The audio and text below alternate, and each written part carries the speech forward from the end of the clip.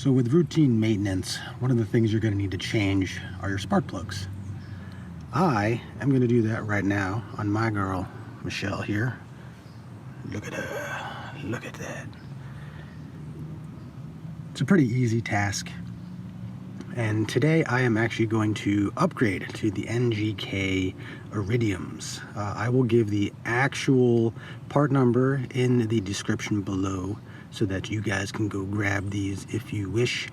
I would actually suggest looking them up first just to see if you want to spend the 10 bucks per. I will be honest, Michelle is getting pretty high up there in miles, and I figure it's better to start spending some money on these things now and getting a bit more oomph as the miles keep adding up. Whenever you're doing any type of maintenance on your bike, you really should either remove the ground wire or the main fuse, which is typically on these Sportsters underneath this cover here on the left side of the bike. So we're just going to remove that sucker, and now we can work on the bike. First thing we have to do is get the spark plug wire off here. So the best way to do this is just hold onto the boot and pull up.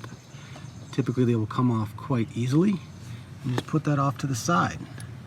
And then we need our ratchet with our trusty socket that is specifically for spark plugs. If you don't have one of these, I believe that any, this is like 5/8, yeah, 5/8, 16 millimeters will do the trick. However, the nice thing about a spark plug socket is that it has a little rubber booty in there that latches onto it and pulls it right out when you are done. So let's get that out. Should come out pretty easy. All right, there we go. You can see how the spark plug stayed inside of the socket like that because of that little boot.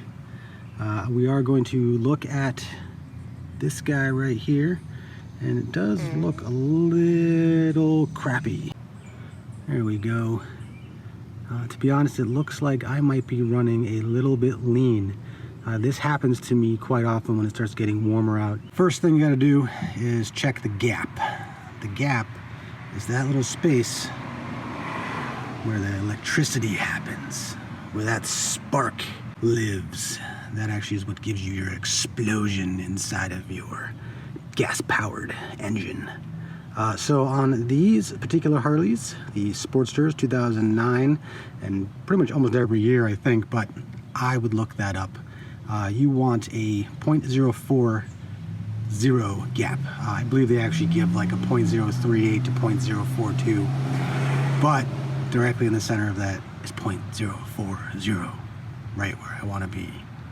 If you don't have one of these little gap tools, I suggest getting one. They're like $1 at the auto parts store, and you are going to need them because having the proper gap gets the most out of your engine. I personally don't put any anti-seize on these, as I have never found I have needed it.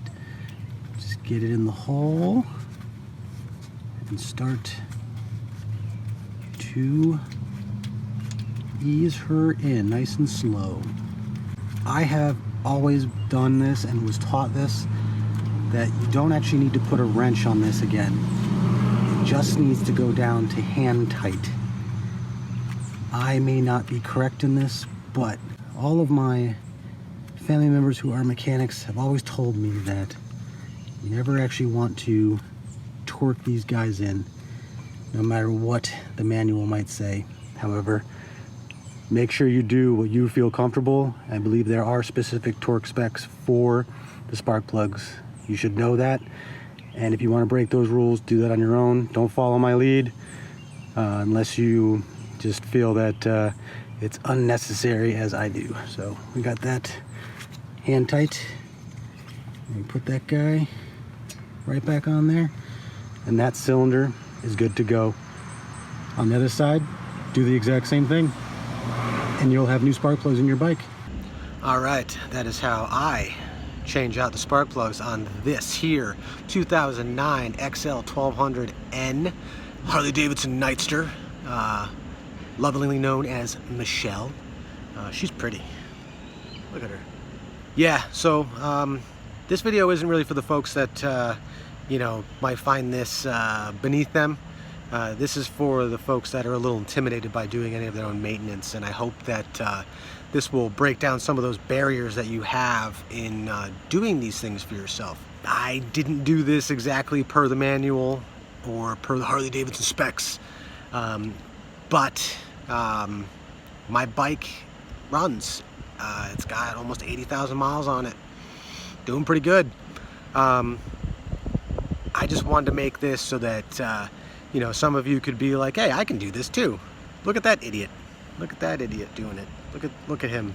He looks like an idiot. I really hope some folks out there can actually you know, take a little bit from this and be like, hey, I can do this. I can do this stuff. I can make this happen. Hopefully those of you who know how to do this already maybe got a laugh out of it. I don't know. Hope you guys are having a great summertime. It is gray New England skies up there. Under those things I want to live, free or die. Yeah, no, I'm not in New Hampshire. I'm in Connecticut, but I love New Hampshire. I love that saying. But yeah, I hope you guys are having a great summer. All right, rock on.